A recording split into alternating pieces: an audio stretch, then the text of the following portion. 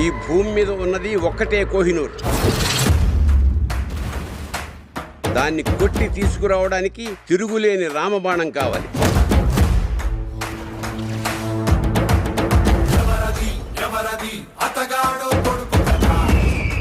ఇప్పటిదాకా మేకల్ని తినే పులిని చూస్తుంటారు, ఇప్పుడు పులుల్ని వేటాడే బెబ్బుల్ని చూస్తారు.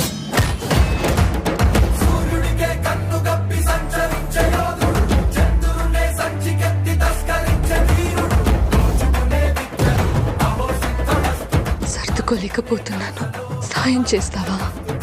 దశమి రోజు పంచమని విడిపించాలన్నమాట. నేను రావాలని చాలా మంది దేవుడికి దండం పెట్టుకుంటా ఉంటారు, కానీ నేను రాకూడదని మీరు చూస్తున్నారు. వినాలి, వీరమల్లు చెప్పింది వినాలి.